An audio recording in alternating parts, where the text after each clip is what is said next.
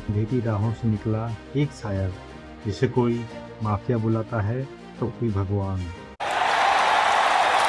एक ऐसा नाम जो चुनावी वादों से शुरू हुआ और आज भी लाखों लोगों के दिलों पर अनसुलझी पहली बनकर रखता है। चंपुआ के इतिहास का वो नायक जिसका नाम है सनातन महाकुड।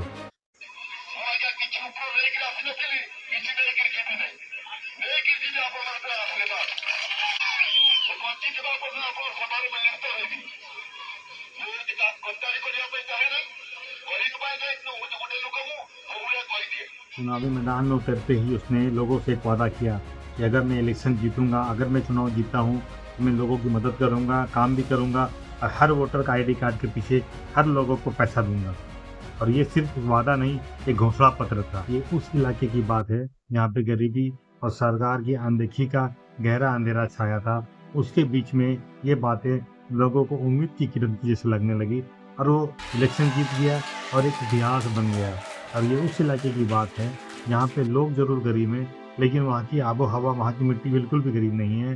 दुनिया के सबसे बड़े बड़े कंपनी, माइनिंग एरिया वहाँ पे आपको मिल जाएंगे, लेकिन उसी क्षेत्र के लोग बिल्कुल गरीब। उसकी जीत ने इतिहास को बदल कर रख दिया और आने वाले वक्त में कुछ ऐसा होने वाला था तो आज तक भारत के इतिहास में कभी नहीं हुआ था। तो दोस्तों, स्वागत है आपका मास्टर टॉक चैनल में। और आज हम एक ऐसी अनछुई अनसुलझी पहेली को टच कर रहे हैं, उसके बारे में आपको बता रहे हैं। इसके बारे में जानने के लिए आइए हमारे साथ जुड़िए हमारे चैनल पर। मास्टर टॉक चैनल में आपका स्वागत। चुनाव जीतने के बाद इन्होंने अपना वादा निभाया। उन्होंने जो बोला था वो करके दिखाया। उन्होंने हर एरिया पे टेंट लगवाया, लोगों को बुलाया, अपने लोगों को जमा कराया और हर वोटर आईडी कार्ड के पीछे उन्होंने लोगों को पैसे दिए और काफ़ी वक्त तक पैसा दिया, जिससे लोगों ने उनको अपना मान लिया। उनके पास जब भी कोई वोटर आईडी कार्ड लेकर के पैसे के लिए आया तो उन्होंने उनसे ये नहीं पूछा कि तुमने मुझे वोट दिया है या नहीं दिया है। उन्होंने सबको पैसा दिया जो उनके पास पहुंचा। लेकिन सिस्टम को यह सब बातें रास नहीं आई। उनकी बढ़ती ताकत या फिर उनका सबसे कुछ अलग करने का तरीका, कुछ ताकतों ने उन्हें रोकने का फैसला किया और अंत में उन्हें रोक दिया गया। टेंट बंद कर दिए गए, लोगों का पैसा बांटने का सिलसिला भी रुक गया।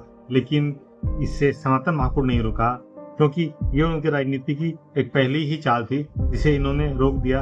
लेकिन इसके बाद भी उन्होंने काफी कुछ किया। सनातन महाकुड बहुत अच्छे से जानते थे कि सिर्फ मैदान बदला है, खेल अब भी वही है।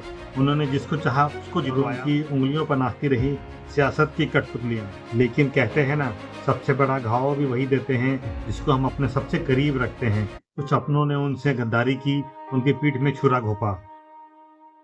इतना कुछ होने के बाद कोई और होता तो शायद टूट जाता, लेकिन ये शख्स थे सनातन महाकुड, जिसने हार नहीं मानी। उन्होंने पार्टी बदली, दिशा बदली, लेकिन लोगों का भरोसा नहीं बदला।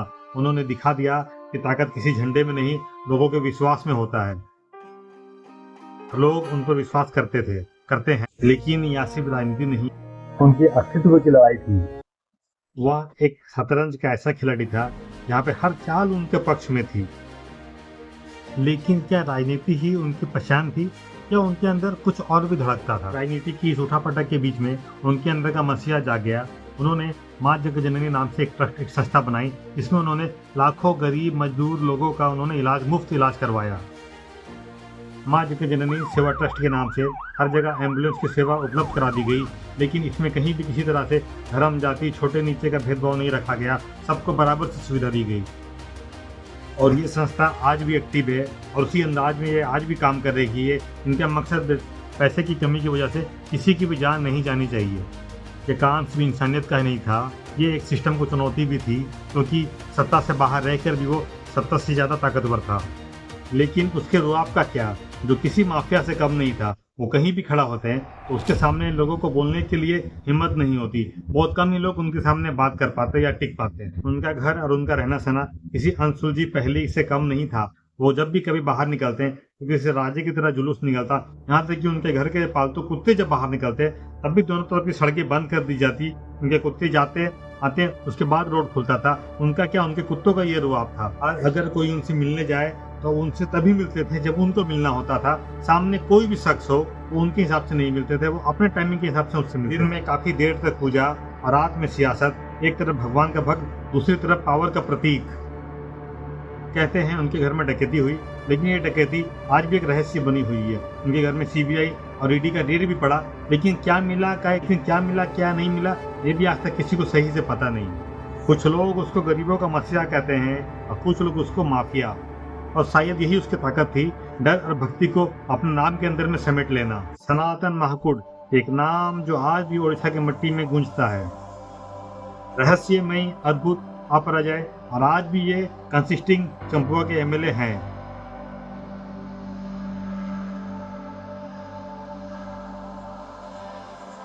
तो दोस्तों, आपको ये कहानी कैसी लगी? अगर अच्छी लगी तो हमारे चैनल को लाइक और सब्सक्राइब जरूर करिएगा, क्योंकि आने वाले वक्त में इसी तरह की कोई अच्छी शख्सियत के बारे में हम अपनी कहानी आपके पास लेकर के आएंगे, तो सुनने में आपको मजा आएगा और इंटरेस्टिंग भी लगेगा। तो चलिए दोस्तों, तब तक के लिए अपना ख्याल रखिए, छोटों को प्यार बड़ों को सम्मान देते रहिएगा, अपना ख्याल रखिएगा। जय हिंद।